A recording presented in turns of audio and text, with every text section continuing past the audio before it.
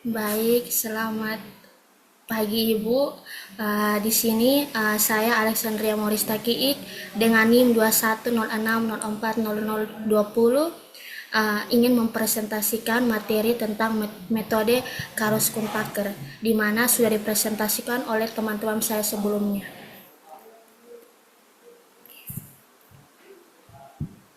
Uh, Baik, sekarang kita masuk pada bagian pendahuluan, di mana metode Karus-Kumpacker atau KKT itu merupakan salah satu metode dalam matematika optimasi yang digunakan untuk menentukan solusi optimum dari sebuah masalah dengan batasan, di mana metode ini dikembangkan oleh beberapa ahli matematika.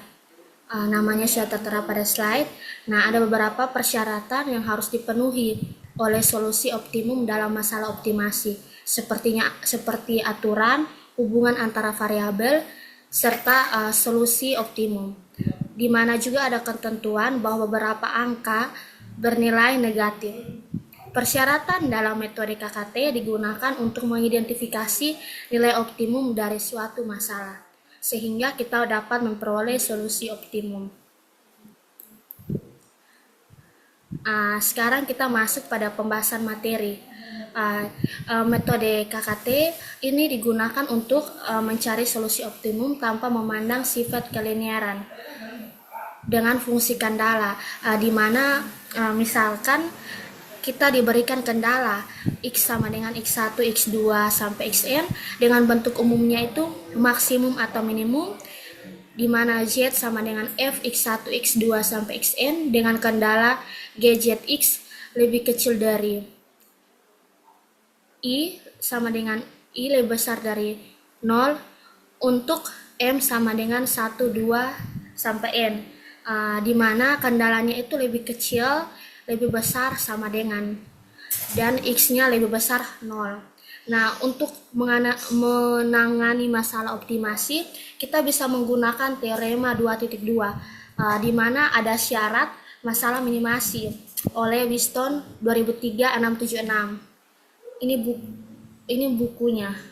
Misalnya kita diberikan kondisi KKT pada syarat meminimumkan, maka kendala yang kita peroleh itu menggunakan penggali Lagrange itu GZX lebih kecil 0 dan lambda Z GZ dikali X, dan lambda J nya harus lebih besar dari 0, di mana Lagrange dari X lambda itu sama dengan do F per dxi ditambah sigma dari J sama dengan 1 menuju M dikali dengan lambda J GJ per do XI dikali X sama dengan 0. Kondisi KKT untuk meminimumkan adalah sebagai berikut.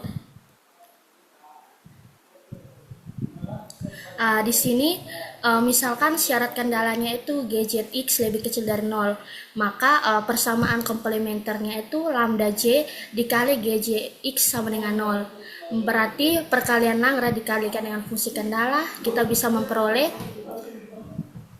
kendala non negatif, di mana yang pertamanya itu do L terhadap X turunan ke X, do L per do XI, terus yang kendala kedua fungsi kendala yang kedua itu do L per do lambda J sama dengan 0, di mana nilai I-nya 1, 2 sampai N dan nilai J-nya itu 1, 2 sampai M. Sehingga berdasarkan penjelasan definisi pertama, kita peroleh kondisi untuk syarat KKT pada kasus meminimumkan itu dia fungsi f fungsi sama dengan fx dengan x-nya x1, x2 sampai xn dipangkatkan t, dengan kendalanya GJX lebih kecil dari 0, itu untuk masalah meminimumkan, di mana nilai fx dengan x-nya itu x1, x2, xn dipangkatkan t. Sehingga kita memiliki syarat perlu pada metode tersebut untuk masalah meminimumkan, di mana nilai do F per do XI ditambah sigma J sama dengan 1 sampai M dikali lambda J dikali dengan GJ per do XI dikali X sama dengan 0, sehingga nilai dari kendala GJX itu harus lebih kecil dari 0. Nah, sekarang kita masuk pada teorema 2.3, di mana ada suatu kondisi syarat KKT pada kasus memaksimumkan. Tadi yang pertama itu meminimumkan, sekarang kita masuk pada memaksimumkan, di mana fungsinya sama, di mana fx dengan x-nya itu sama dengan x1, x2 sampai xn dipangkatkan t, dengan kendalanya juga kendalanya berbeda, di mana di slide sebelumnya itu dia lebih besar 0, sedangkan pada memaksimumkan itu dia lebih kecil dari 0. Sehingga kita dapat syarat perlu untuk metode tersebut. Metode tersebut itu yang pertamanya itu do f per do xi, sedangkan yang tadi meminimumkan itu dia pakai do L per do xi dan do L per do lambda j. Tapi di yang memaksimumkan dia tidak pakai do f per do lambda i, dia hanya pakai do f per do xi.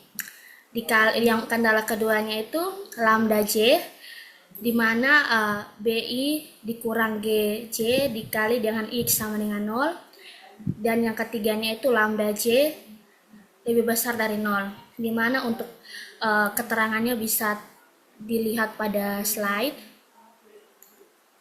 Di sini ada syarat untuk menentukan kecukupan untuk metode KKT, di mana pada tabel 1 itu bisa dilihat ada jenis optimasi, fx-nya, dan juga gjx dan lambda j, di mana kalau jenis optimasinya maksimasi maka fx-nya konkav, sedangkan kalau jenis optimasinya minimasi maka fungsi fx-nya itu konveks. Terus terhadap gjx-nya itu misalkan misalnya dia konveks, maka pada lambda j-nya itu dia harus lebih besar 0. Sedangkan kalau gjx-nya konkav, maka terhadap lambda j-nya itu dia lebih kecil dari 0. Sedang kalau dia linear, maka pada lambda j-nya itu tidak dibatasi. Sekarang kita masuk pada penerapan kasus untuk memaksimumkan. Misalkan di sini ada seorang monopolis, dia ingin membeli bahan kimia sebanyak 17,25 ons, sehingga di mana dengan harga $10 per ons, dengan biayanya itu $3 per ons, maka bahan kimia tersebut dapat diproses menjadi 1 ons produk 1 atau dengan biayanya $5 per ons.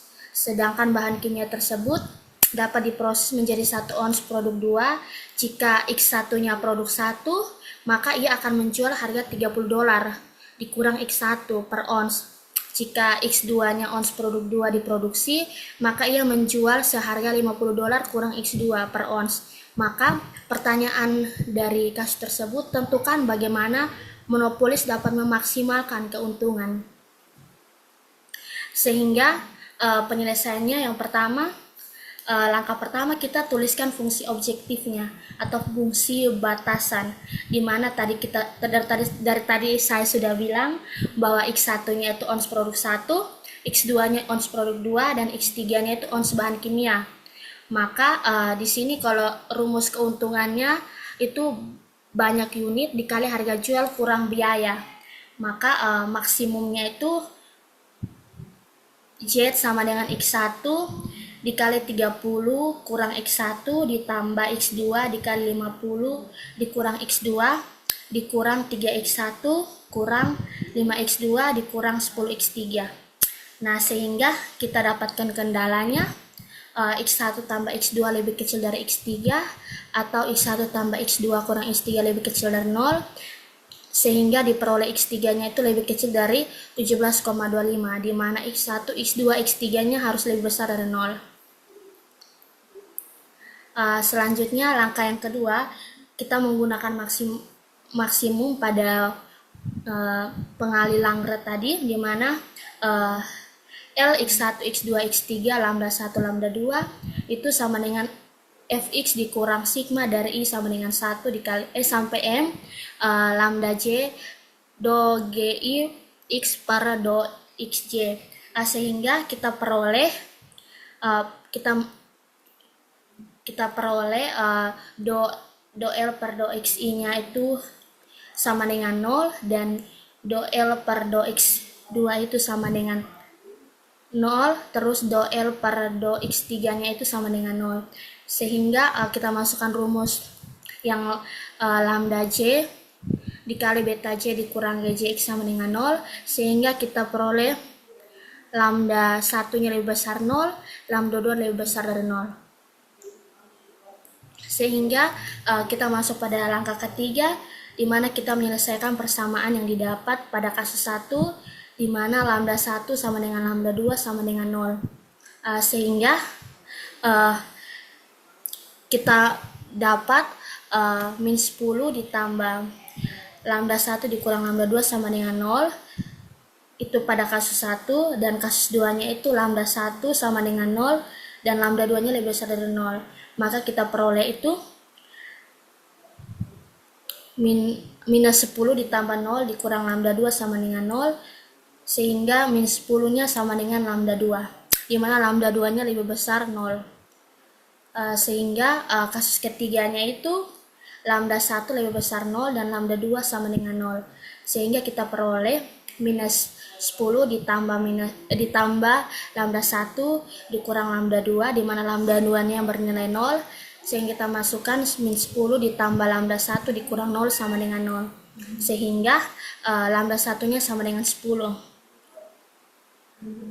Untuk memenuhi kemudian kita dapatkan titik optimal untuk persamaan satunya itu X1 sama dengan 8,5 dan X2-nya itu 8,75.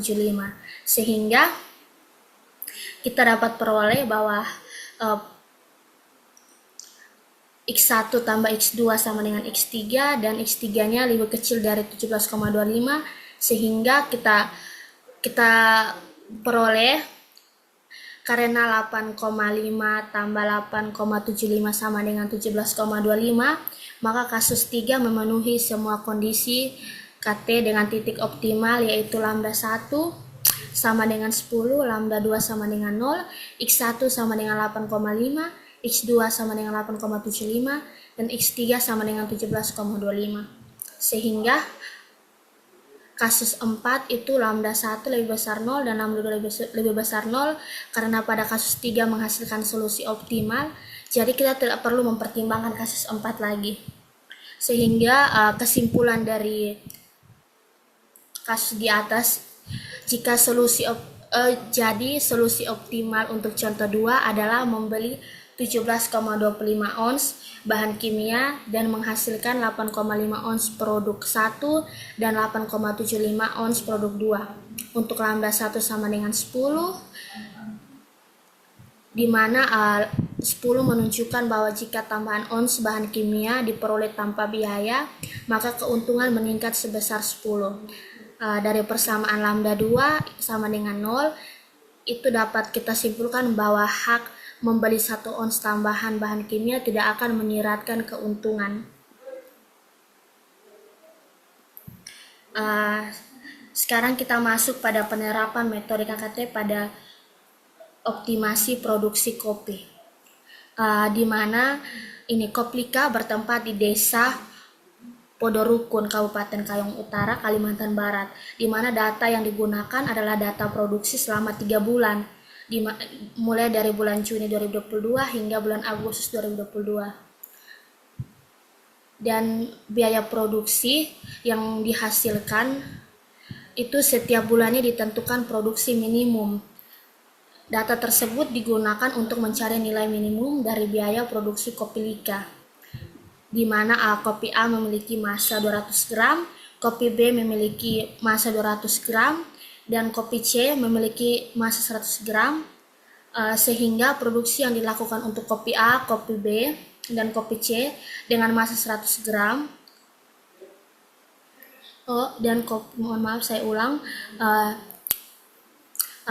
produksi yang dilakukan untuk kopi A, kopi B, dan kopi C berturut-turut adalah 80 bungkus, 500 bungkus, dan 200 bungkus, di mana kopi A itu 80 bungkus, kopi B-nya 500 bungkus, dan kopi C-nya 200 bungkus. Sehingga produk Kopulika memiliki 3 macam kemasan yang dibedakan berdasarkan jenis kemasan dan berat. Dengan demikian dibentuk 3 variabel keputusan, di mana variabel X1 itu menyatakan banyaknya kopi A yang diproduksi per bungkusnya. Mohon maaf, saya ulang. Dari ketiga variabel keputusan, di mana X1-nya itu menyatakan banyaknya kopi A yang diproduksi bungkus, dan X2 menyatakan banyaknya kopi B yang diproduksi bungkus, dan X3 menyatakan banyaknya kopi C yang diproduksi bungkus. Sehingga fungsi tujuan yang dibentuk berdasarkan banyaknya produksi dan biaya produksi, maka banyak produksi diperoleh setiap periodenya, dan begitu pula dengan biaya yang dikeluarkan untuk memproduksi per bulan. Maka fungsi biaya yang dikeluarkan untuk setiap jenis produk dapat ditentukan dengan menggunakan KKT melalui pendekatan regresi polinomial.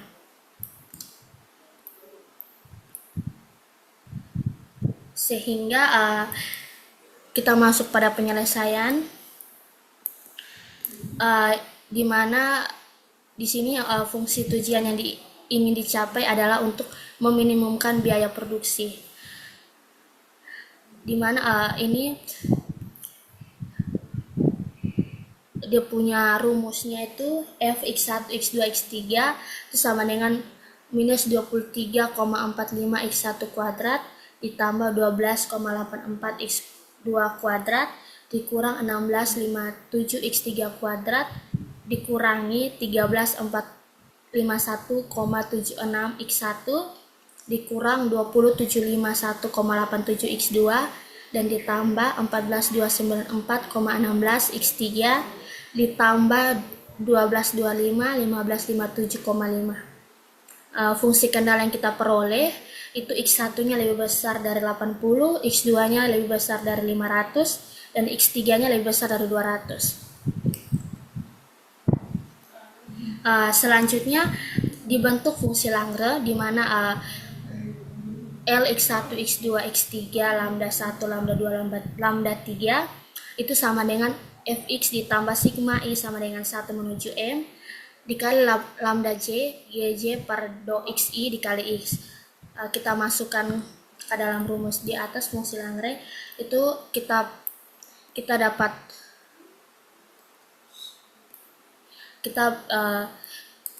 itu dapat minus 23,45 X1 kuadrat sampai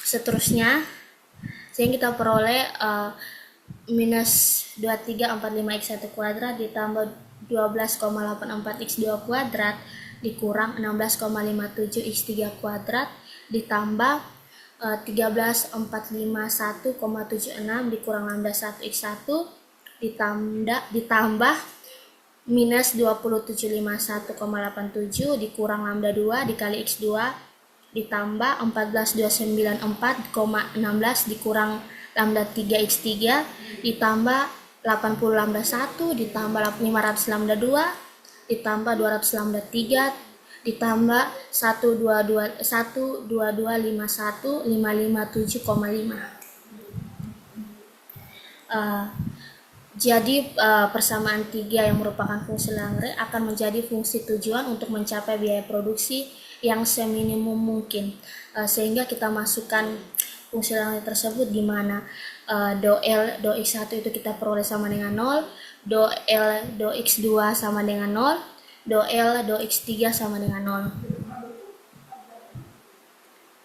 dan do L do lambda 1 sama dengan 0, do L do lambda 2 per do lambda 2 sama dengan 0, do L per do lambda 3 sama dengan 0, di mana Xi-nya lebih besar 0 dan lambda J lebih besar 0.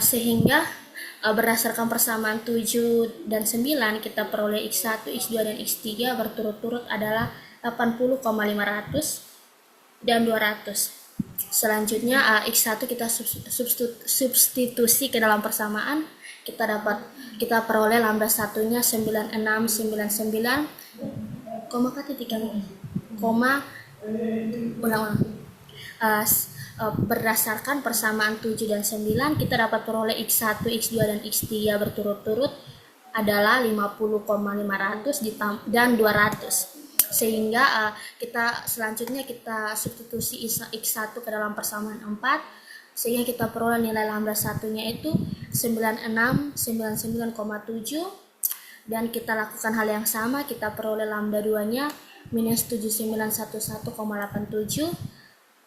Terakhir kita substitusi nilai X3 ke dalam persamaan, kita peroleh lambda 3-nya 7666,16.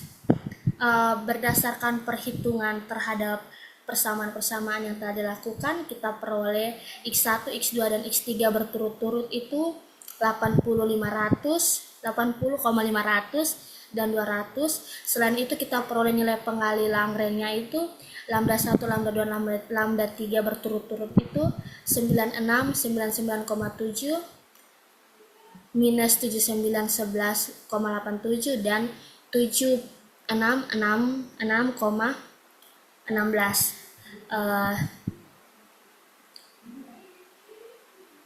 Sedangkan untuk total biaya produksi ditentukan berdasarkan fungsi Lagrange untuk mencapai nilai total biaya produksi yang minimum. Sehingga ini L, X1, X2, X3, lambda 1, lambda 2, lambda 3 sama dengan 8, 20, 7, 15,3.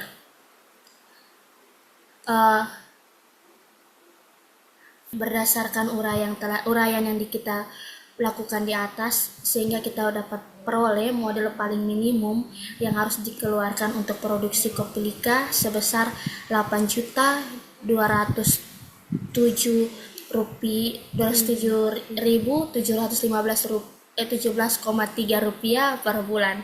Baik, saya ulang, sebesar 8.207.715,3 rupiah per bulan.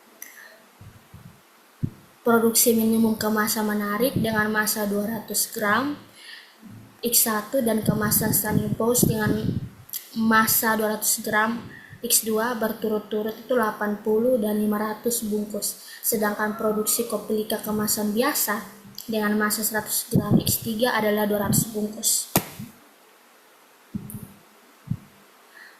Sekian hasil presentasi dari saya, Alexandria Maurestaki. Mohon maaf bila ada kesalahan dari pembacaan rumus, pembacaan angka. Saya mohon maaf, Ibu. Terima kasih.